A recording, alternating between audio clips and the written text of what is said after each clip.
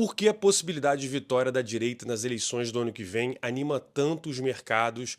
E por que quando a esquerda aumenta suas chances de reeleição ou de manter-se no poder, faz com que a bolsa despenque, o dólar dispara? O que está acontecendo? Que visão é essa que os investidores têm do Brasil? Primeiro, pessoal, é importante entender nossa atual situação. O Brasil hoje é um país que vem se endividando em bola de neve. E por que isso? Porque o perfil da nossa dívida é muito ruim. Temos uma dívida muito curta. O brasileiro médio tem uma taxa de poupança muito baixa. O Brasil tem uma taxa de poupança hoje de mais ou menos 16% do PIB. Ou seja, se você somar toda a poupança da população brasileira, dá mais ou menos 16% do PIB. Ou seja, o brasileiro tem pouco dinheiro para financiar o governo.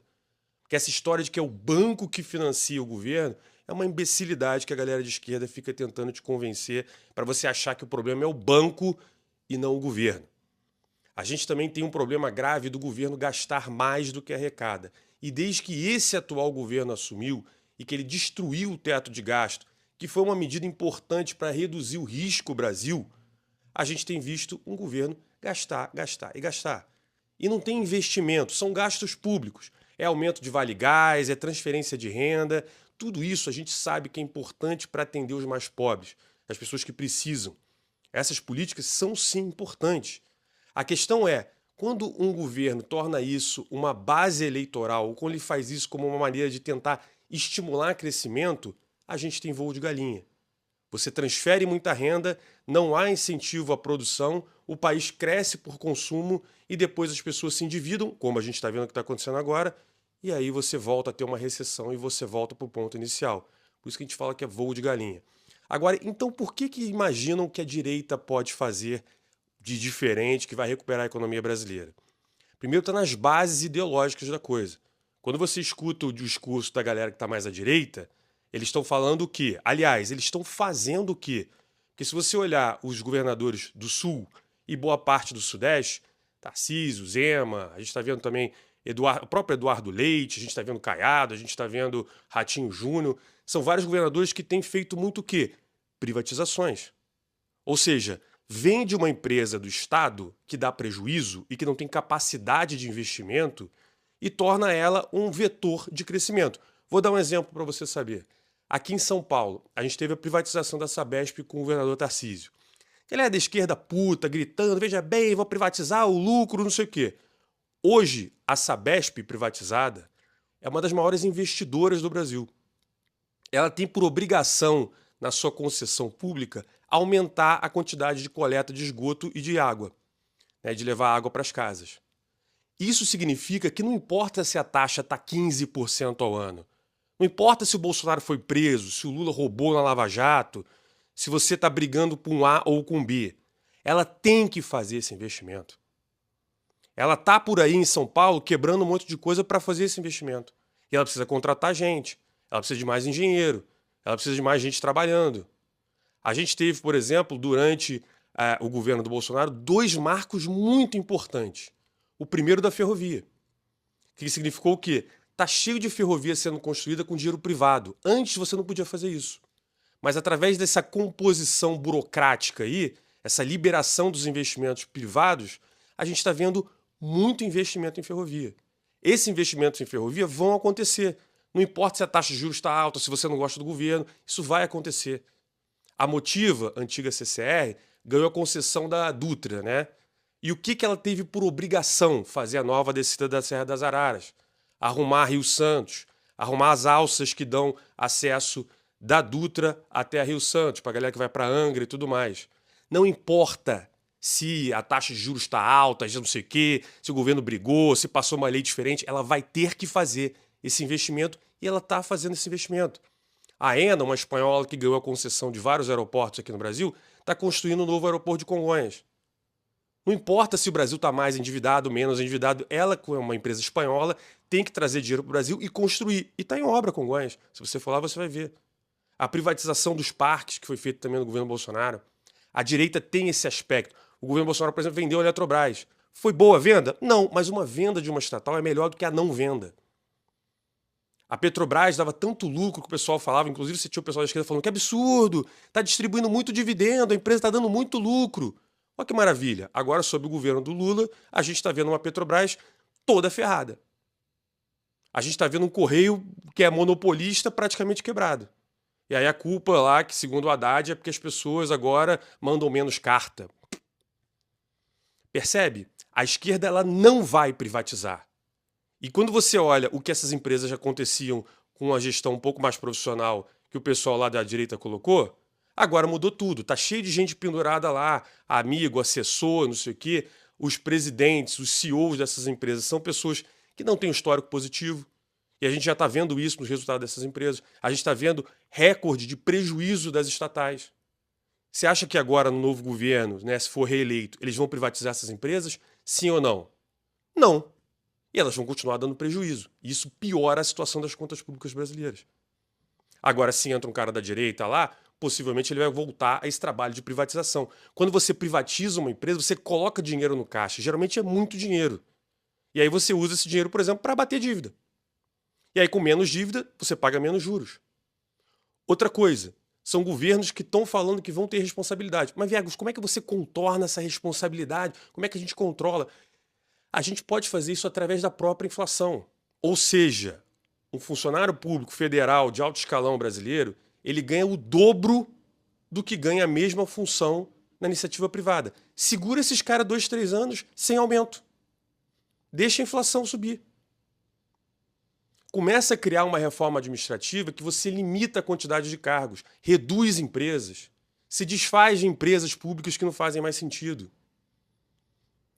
Reduz a carga tributária para alguns pedaços da sociedade, especialmente o mais pobre. Porque a esquerda fala o quê? Vou aumentar o imposto do rico. A direita tem que falar, vou abaixar o imposto do mais pobre. E reduzindo os gastos do governo, o pobre paga menos imposto e está tudo bem. A carga tributária total do Brasil ela é uma das maiores do mundo. Então esse papo, o cara paga menos, o outro paga mais. Tem muita gente no Brasil que paga muito. Então reduza os gastos do governo. Isso vai fazer com que você naturalmente tenha que reduzir a carga tributária. E aí, na hora de reduzir a carga tributária, reduz do mais pobre e não do mais rico. Continue o processo de concessão pública, rodovia, ferrovia, portos. Vale lembrar que agora a gente vai ter a Santos-Guarujá, né, o túnel lá que está conectando. E vale lembrar que isso foi uma política proposta pelo Tarcísio logo na entrada dele no governo aqui em São Paulo, que o Márcio França, que era um cara que também já foi ligado à política aqui de São Paulo, acho que já foi governador, se não me engano, prefeito, alguma coisa assim. Ele é do governo Lula e ele foi contra, bateu, não permitiu, até que o Tarcísio conseguiu tratorar e fazer o negócio acontecer. Aí o Lula apareceu aqui para falar, olha, vamos ter agora Santos Guarujá com dinheiro privado. Foi uma empresa portuguesa com investimento chinês que vai fazer a construção do túnel. E aí você fala, foi a esquerda que fez. Não, foi a direita. Por essa visão do vamos jogar para a iniciativa privada os investimentos que a gente precisa para o Brasil. Porque se você deixa isso na mão do Estado, como a esquerda quer, dá problema, sempre deu problema. Por exemplo, a gente viu a construção da refinaria de Abreu e Lima. Ela custou, sei lá, 10 vezes mais do que deveria e não ficou pronta. Até o momento que o próprio governo não tinha nem dinheiro para continuar investindo. Por que não privatiza essa unidade? O governo Lula retomou agora. Como é que será que está esse negócio? A gente viu a construção de hidrelétricas no Brasil cheia de problema, de corrupção, de má gestão de recurso público. Ou seja, para que você quer que o governo faça isso? Transfere isso para a iniciativa privada, pega o dinheiro e usa para reduzir gastos do governo, para abater dívida. Todo mundo fala aí, o Brasil paga muita dívida com juros. É, porque ele é muito endividado. Fazendo uma analogia, seria o equivalente a você estar todo encalacrado em dívida, você usa o seu salário quase inteiro para poder pagar juros ao banco, né? Você está lá no cheque especial afundado, mas tu tem uma BMW na garagem, tu tem uma casa de praia, né? Tu tá malhando na academia mais cara da sua cidade, tu viaja todo ano para a Europa de executiva. Ué, você precisa ajustar isso. Vende o teu carro, troca a tua BMW na garagem por um Onix. Vende a casa de praia, que você vai só de vez em quando. Troca o teu apartamento de 600 metros quadrados por um de 200. Se você faz isso, você abate a dívida do banco. Você paga menos juros, você volta a respirar. E aí você volta a investir, a crescer naturalmente. Isso é básico. Só que essas ideias estão presentes na direita e não na esquerda. Portanto, o que hoje o investidor olha para o Brasil e enxerga? Se esse governo que está aí for vencido na próxima eleição e entrar um cara à direita, vai ter uma recuperação econômica forte do Brasil. Então está todo mundo meio que posicionando na Bolsa. E já bateu recorde. Agora, imagina se efetivamente entra um governo novo e começa a implantar isso, controlar a dívida e tal, o risco Brasil caindo, basicamente, sem você fazer nada, a taxa de juros já vai cair.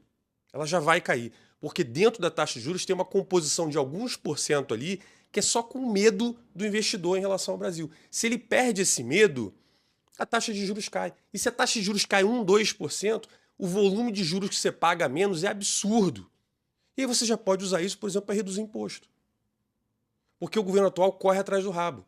Ele aumenta o risco, aí os juros aumenta, aí ele vai e aumenta imposto seu para poder pagar esses juros. Esse ciclo tem que acabar. Se a esquerda for reeleita, é por isso que eu falo para vocês sempre, corra para as colinas. E por que corra para as colinas? Porque o governo não vai mudar. Assim como a Dilma não mudou. Quando a Dilma foi reeleita, no dia seguinte, ela soltou tudo que ela estava escondendo ali em relação a preço de energia elétrica, preço de um monte de coisa. A inflação disparou. A gente viu uma recessão braba entrar no Brasil. Aí a galera foi pra rua puta e tirou ela de lá. Qual o cenário que você enxerga de uma reeleição do Lula? Ele passar a controlar os gastos públicos? Ele passar a virar um cara que vai privatizar a empresa, vai aumentar as concessões públicas? Isso não vai acontecer.